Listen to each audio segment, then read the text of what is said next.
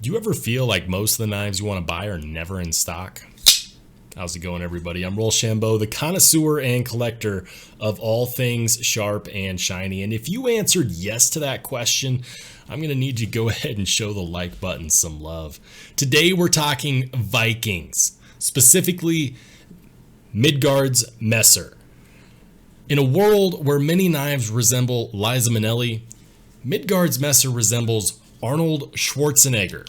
They're known for these big beefy knives like this Viking that actually have pretty dang good cutting geometry. But we're not talking about the Viking today. We're going to save that for another video. Today we're talking about this guy. A less overbuilt offering from them. Or is it? This is the Midgards Messer Little Dvalin. A small, carry-friendly Tanto knife that just looks damn cool. This is my first impressions and overview. Let's go ahead and check it out. So the first thing I want to talk about with this knife specifically is its size. You see, this one is not a particularly long knife. It's actually a little bit short and a little bit shorter than what I typically carry. However, all four fingers fit on this knife and it feels comfortable. The main reason is because this is so thick. Short knives often run into the issue of also being thin, and that makes it difficult to get a confident grip on it. But that's not necessarily an issue with the Midgards Messer Dvalin. You see, because it's so thick and because of this nice textured frag pattern right here, which, if I might say so myself, just looks beautiful. It feels great in the hand, and it's chunky. Look at that. It is chunky. The titanium scales have been skeletonized, and so while this is definitely a chunky monkey, it is not nearly as heavy as some of its predecessors, like this one, which I recently did a review on. And if you want to check this out, I will go ahead and link it up in the corner. Feel free to watch that. Pause this, watch that, come back. There we go. But it's intriguing to me that they found a way to make a smaller knife overbuilt. This blade stock is very, very thick, and it's a Tanto, which means that you have not one, but two separate edges. It looks absolutely beautiful. This tip right here looks perfect for puncturing or prying, and the thick blade stock should give you a good amount of confidence that you're not going to break the tip off of this one. So if you've ever done that before, go ahead and leave a comment down below. Let us know what happened. Good news is, if you're considering this one, it's not going to let you down in that department. This is definitely one that is meant to last. I want to talk about this finish as well. This finish is extremely smooth. It almost feels like it's glass blasted. I'm not entirely sure how they got that smooth, but it is nice. Other features which I like are that fuller, which is extremely accessible, and with the ball bearing system in the pivot, it makes it very easy to actuate one-handed. Despite Germany's knife laws about not being able to actuate a knife one-handed, this one does seem to be cheating a little bit, just because that fuller is so accessible and really easy to actuate. This is definitely one that's extremely fun to fidget with. Now, it's not necessarily super prominent, but you can also use this as a front flipper, and the fact that you get this sawtooth jimping here at the top actually makes that pretty dang easy. So if you're into front flippers, you can do that, but it's not necessarily like, ooh, in your face, I'm a front flipper, which I think is pretty cool. While we're talking about the spine of the blade, look at that. The jimping has jimping. I think that's the first time I've seen an iteration like that. When you put your fingers, or excuse me, when you put your thumb on the back, that's not going anywhere. And it doesn't necessarily feel ultra aggressive. It just makes the hand feel locked in. Now, an issue that I had with the Thunrar was this pocket clip is not very deep carrying. It's actually not necessarily fixed on this one because the pocket clip ends right here, which means that you have this much sticking out of your pocket. On this one, it really does need a deeper carry pocket clip, but that's one of the few downsides that I've kind of seen with this knife over the last couple days. This is one of 4 knives that was sent to me to check out for review by Midgards Messer USA. So shout out to Mike from the USA branch for letting me borrow these. And regardless, guys, I can tell you that that clip is not something that's a deal breaker for me. It's just something that I have to mention.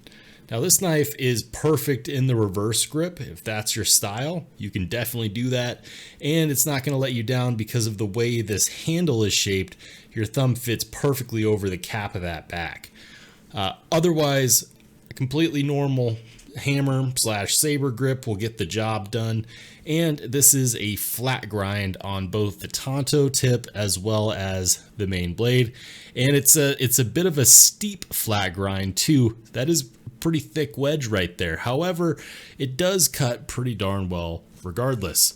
Give you an idea, here's a local piece of mail that found its way to me that I don't necessarily need.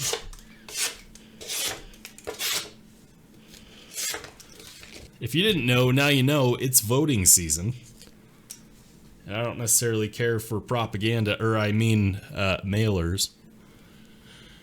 But this knife will definitely get the job done. I'm a huge fan of this style. You see, it's a very harsh Tanto, but it's a very beautiful Tanto.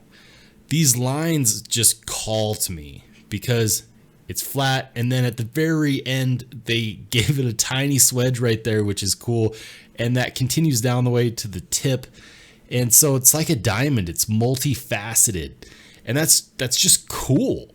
I nerd out about these kinds of designs because they are different. I'm not used to seeing Tanto tips like that, and that's something that I am a huge fan of. The dimensions are definitely neat. As far as the screw sizes, you have T8 all the way around, and these are hefty T8 screws. You're not going to have any issue with that. This one specifically is number 171 out of 200. Midgards Messer does limited runs of just about everything, and then if something's popular, they'll come back with another iteration of it and do another limited run in like a V2 type version. I know they're doing that with the Viking, which is one of their super popular models. And on this one, I did notice that White Mountain Knives has one of these for sale. I don't know how many they have, but I will definitely link it in the description down below. I don't have a discount code from White Mountain Knives yet. Make sure to hit them up and ask them when I can get mine, because I'd love to give you guys some discounts. I will link it all the same, as well as some other links down there. This is ultimately just one that I really find to be quite fun. It is, of course, a frame lock, and the edges and corners are rounded off, which is perfect. I wish more knives did that because it's just buttery in the hand. The only hot spot, and it's not even really a hot spot, is this pocket clip. It does kind of stick into the palm of your hand, but it's not a huge deal, and even when gripping it hard, that clip does disappear. It's just kind of the only rough spot that's there, and it's going to stick out when you have handle scales this thick because, yeah. Something else that I'm a huge fan of is this backspacer that encompasses the entirety of the knife, making it almost like an integral. That's just cool. It makes this nice hollow sound when you open it and when you close it. Oops, let's see if we can get that in there. Yeah, that's just cool. I love hearing the echo, the thunk, the thud. And it's just really easy to play with. This is one that you could definitely fit in your pocket, no problem. And so if the bigger models are not necessarily your speed, this one might be. I know for me, I'm a big fan of this.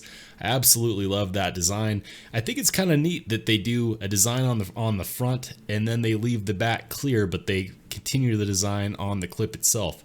Aesthetically, it's extremely pleasing. I know haters out there are going to be like, that blade geometry is terrible for cutting. If it's got a sharp edge and the bevel's done right, it's going to cut. I promise you. Guys, I didn't want to turn this into a huge rambling video, so I'm going to go over some specs and then we're going to call it.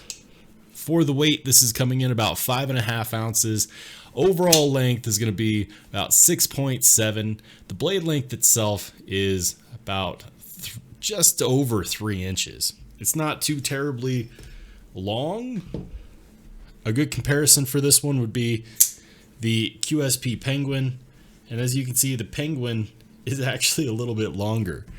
That being said, this one is actually more comfortable in the hand than the Penguin because of the difference in size of that handle. Just to give you an idea of how thick this handle is, yeah, it's pretty dang thick. But if you enjoy carrying something like this Penguin, this isn't going to be too far off the rocker. And it's nice because it doesn't necessarily feel like a brick. It feels like a knife that you could carry every day, something that you could have some confidence in. And especially if you do anything stupid with your knife, like prying, a tip like this might actually do you some good. So yeah, what do you think? I'm curious to hear your thoughts. If you liked the video, make sure you give it a thumbs up. If you didn't like it, boo-hoo, there's a button for you too. And if you want to see more just like it, make sure you hit subscribe. Other than that, I'll see you on the flip side.